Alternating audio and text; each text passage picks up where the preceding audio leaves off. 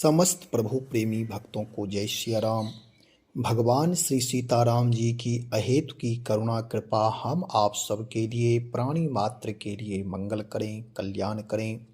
इन्हीं मंगल कामनाओं के साथ मांगलिक चर्चा प्रारंभ करते हैं। गोस्वामी श्री तुलसीदास जी महाराज की दोहावली रामायण से गत दिनों से, अथवा महीना कह दें, क्योंकि बहुत सारे दोहे आज जो 104 नंबर के दोहे दोहावली रामायण के माध्यम से दोहा की चर्चा कर रहे हैं।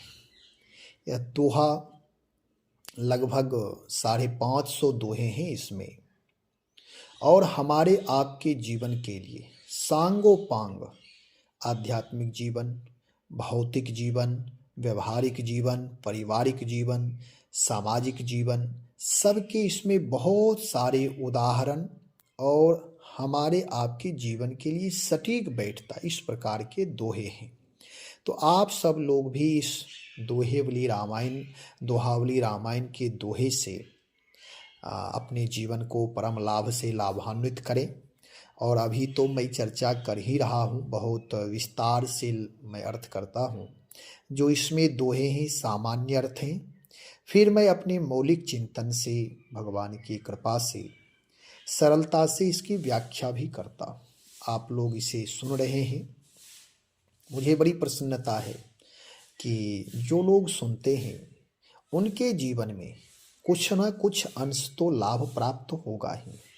इसलिए प्रतिदिन सुना करें, पूरा सुना करें, क्योंकि विस्तार से कहने पर बहुत सारे भाव उसमें रहते हैं। जब सांगोपांग सुनते हैं, शुरू से अंत तक सुनते हैं, तब उसका लाभ उसकी समझ में तब वो दोहा आता है। तो आज गोस्वामी जी के दोहावली रामायण 104 नंबर दोहे, जो यहाँ गोस्वामी जी कहते हैं कि जीवन का सबसे सर्वोत्कृष्ट लाभ है, वह है भगवान श्री सीताराम जी के चरणों में प्रीति, यानी परमात्मा से जुड़ना, यानी भक्तिमय प्रेम पूर्ण जीवन। अब जो कल चर्चा किए थे जिस दोहे पर, उसी से मिला जुला दोहा है यह, जो हम आप सबके लिए उपयोगी है। यहाँ भी गोस्वामी जी समझा रहे हैं जो हमारे आपके जीवन में प्रतिदिन घटित हो रहा है, और इसे ठीक से भावनात्मक रूप से भी समझें और बुद्धिमत्ता से भी समझें, अपने जीवन में घटित करके देखें कि वास्तव में मेरा जीवन ऐसा है, और अपने जीवन के लिए हम लोगों के जीवन के लिए कितना उपयोगी है यह दोहा। आप लोग कमेंट करके अवश्य बताएं कि देखें कि इस दोहे से हमारे जीवन में कितना मेल जोल खाता है। ठीक, तो अब दोहा पढ़ते हैं, पाठ करते हैं इसका। लोग मगन सब जोगहि, जोग जाय बिनु छेम, त्यों तुलसी के भावगत, राम प्रेम बिनु नेम। सब लोग योग में ही, योग नाम अप्राप्त वस्तु के प्राप्त करने के काम में ही लगे हैं, परंतु क्षेम यानी प्राप्त वस्तु की रक्षा का उपाय किए बिना योग व्यर्थ है। इसी प्रकार श्री तुलसीदास जी के विचार से श्री राम जी के प्रेम बिना सभी नियम व्यर्थ है।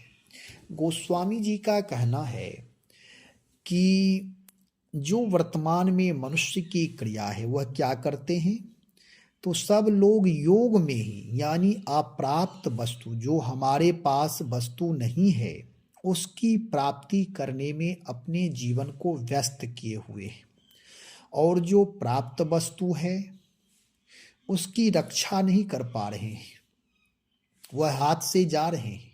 तो कहते हैं इस प्रकार का जो अप्राप्त वस्तु की प्राप्ति करने की आतुरता है वह व्यर्थ ही है।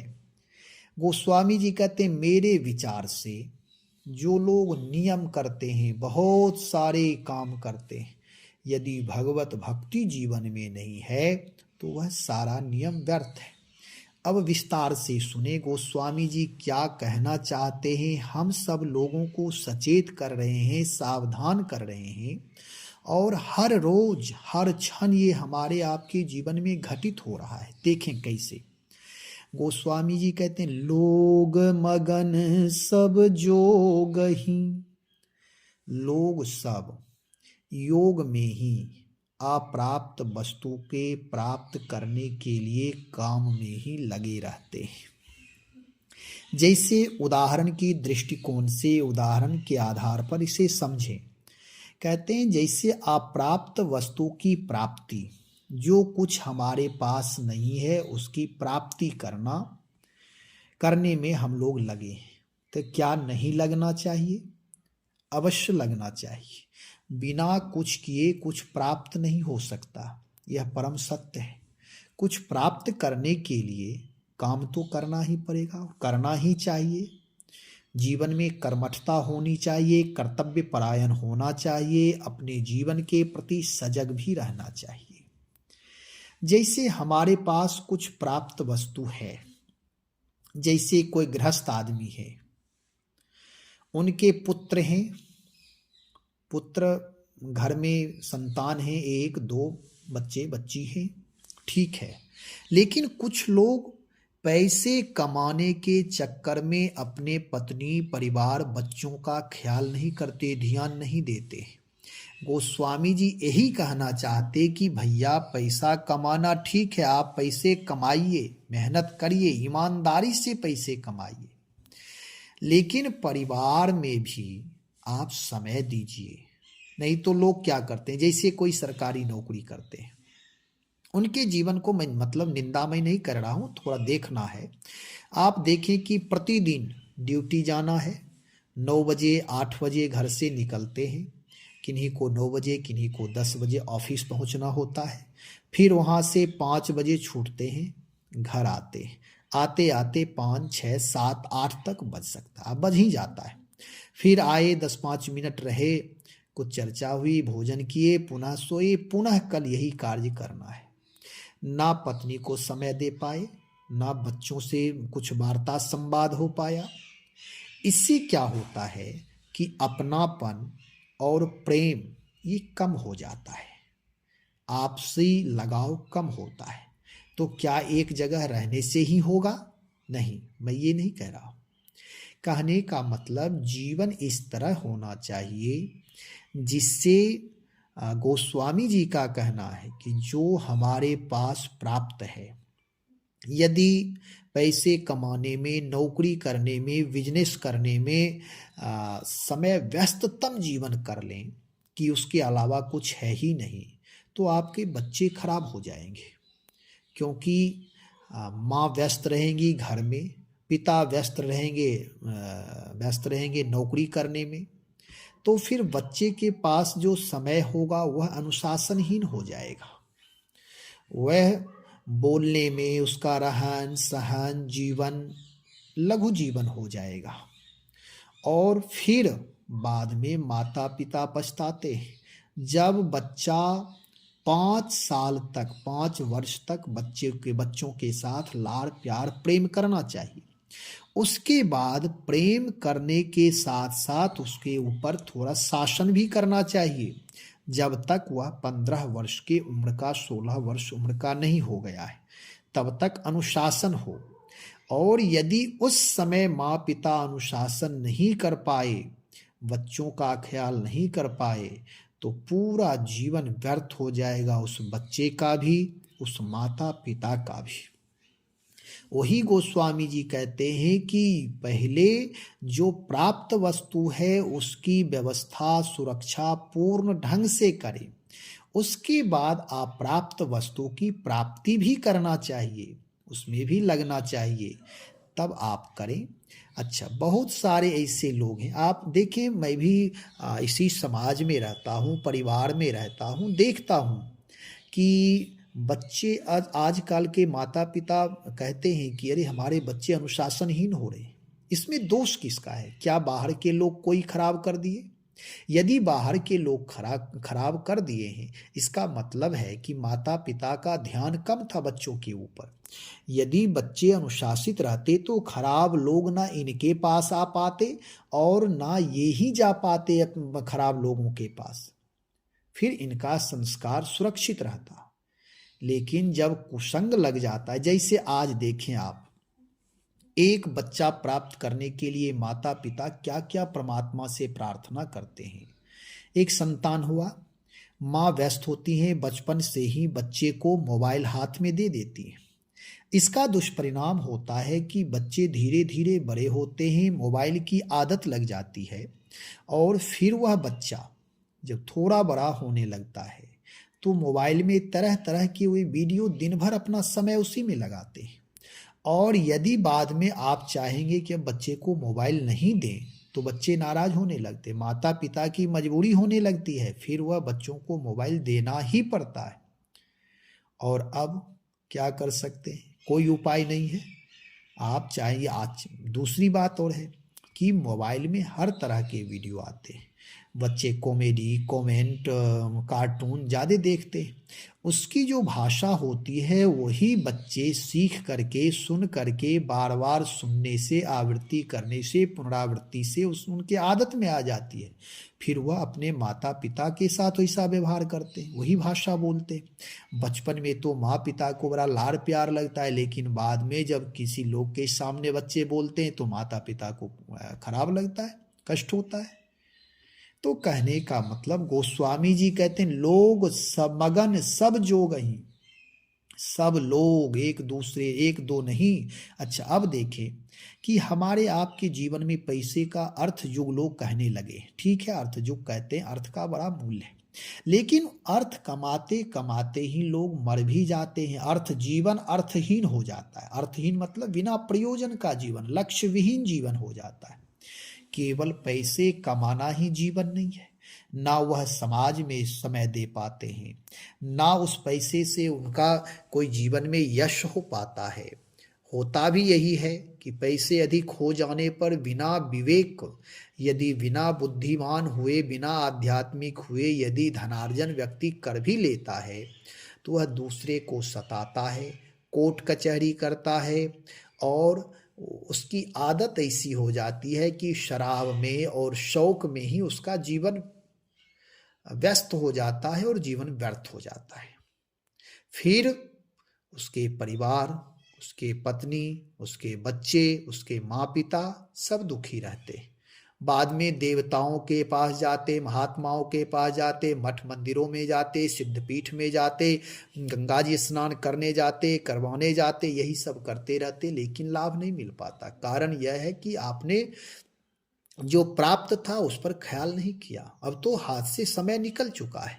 तो गोस्वामी जी कहते हैं कि आप कमाइए, पहले प्राप्त वस्तु की रक्षा भी करिए, पत्नी के साथ उत्तम व्यवहार हो, शिष्टाचार युक्त, अनुशासन युक्त व्यवहार हो, पारिवारिक वातावरण उत्तम हो, पवित्र हो, बच्चों के साथ उत्तम व्यवहार हो। फिर आप धन अर्जन करिए, नौकरी करिए, समाज सेवा करिए। पहले आत्मनिर्माण किए बिना व्यक्ति कोई भी चाहेगा राष्ट्र निर्माण करें तो ये संभव नहीं है। पहले आत्मनिर्माण करना परम अनिवार्य है। आपने सुना होगा कि एक महात्मा के पास एक माँ पिता अपने बच्चे को ले गए और माँ जाकर कहते हैं, महाराज जी मेरा ये बेटा बहुत गुड़ खाता है, कोई उपाय बताएं जिससे कि इसकी आदत छूट जाए। इसके देखें दांत खराब हो गए हैं, मीठा बहुत खाता है, कोई उपाय करें।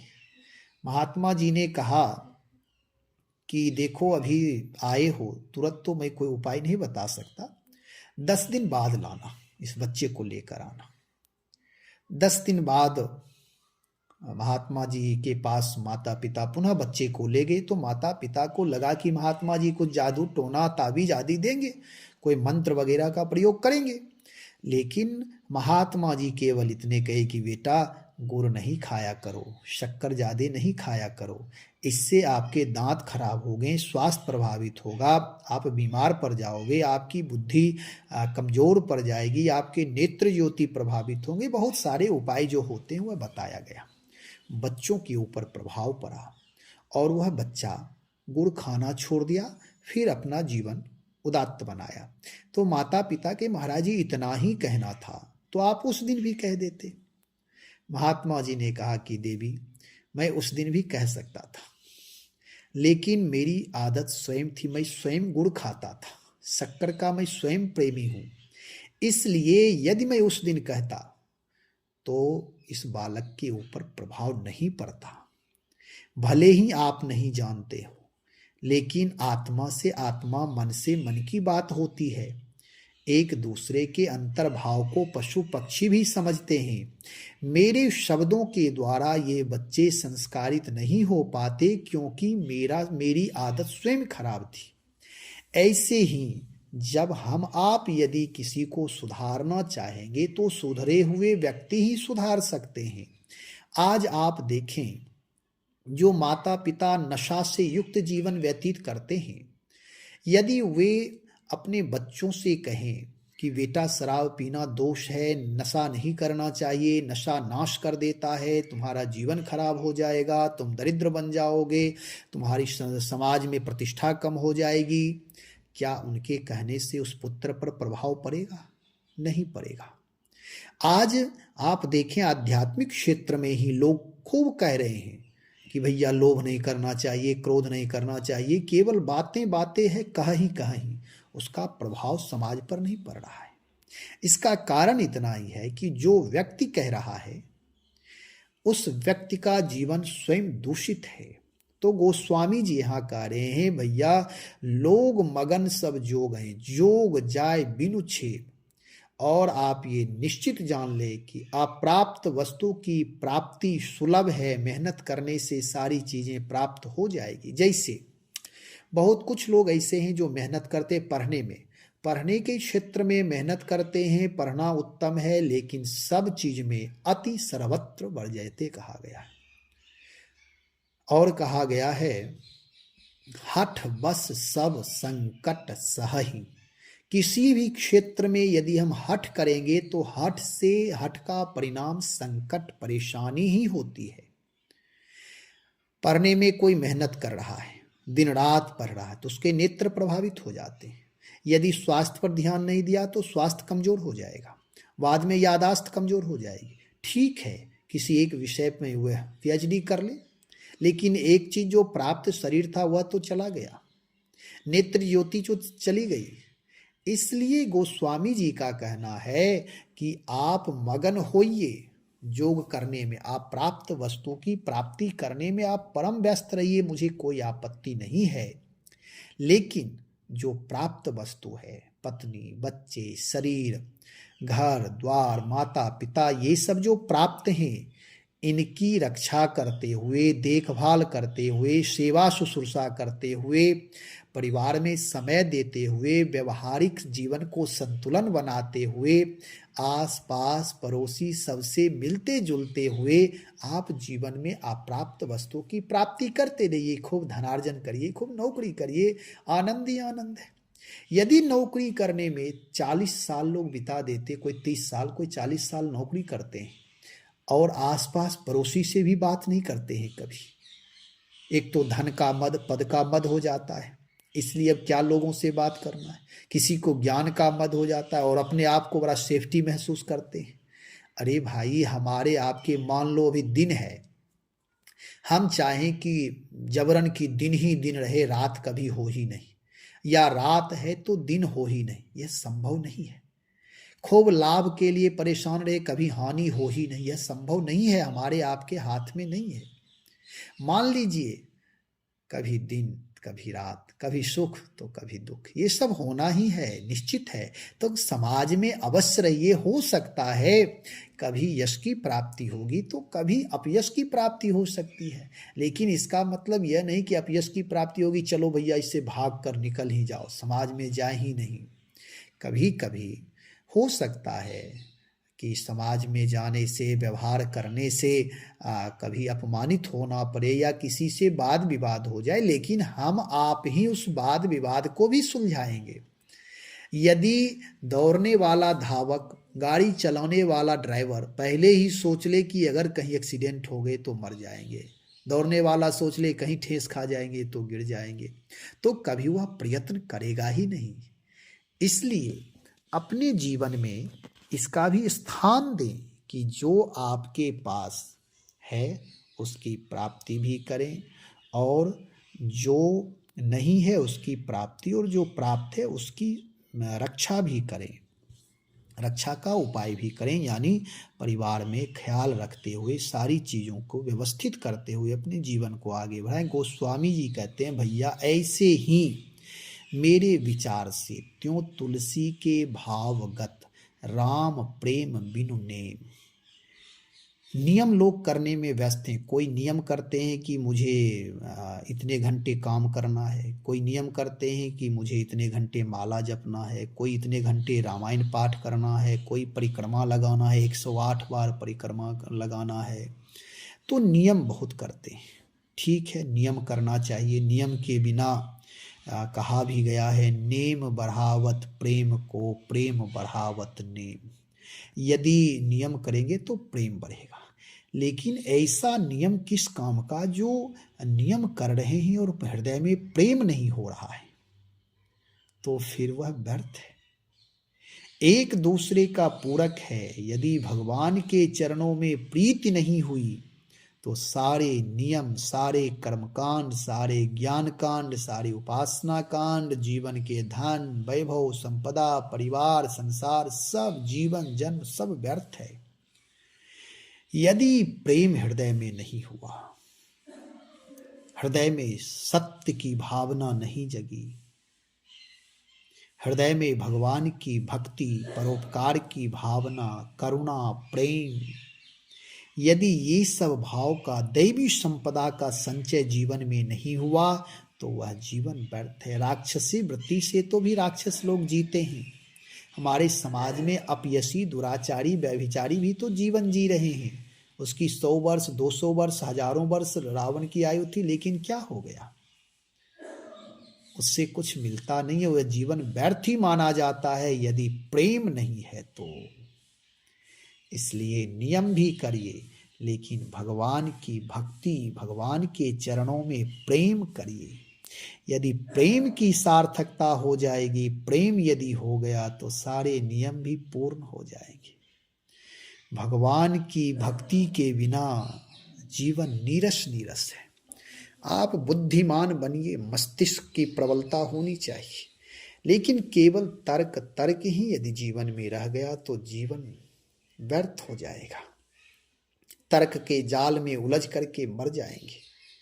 और यदि हृदय की प्रधानता है, मस्तिष्क बुद्धिहीन है, तब भी वह व्यक्ति एक सफल जीवन नहीं जी पाएगा।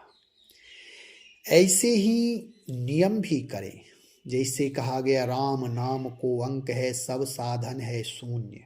तो यहाँ शून्य का भी मूल्य है और अंक का भी मूल्य है, दोनों का मूल्य है। यदि शून्य हम बहुत रखे हैं, उसमें एक अंक लगा दें तो लाख करोड़ हो जाएगा। और केवल एक अंक बना हुआ है, शून्य है ही नहीं, तो भी जीवन कोई मूल्यवान नहीं होगा। जीवन में समग्रता होनी चाहिए, सर्वव्यापकता होनी चाहिए, सर्वांगीण विकास होनी चाहिए, चतुर्मुखी विकास होनी चाहिए।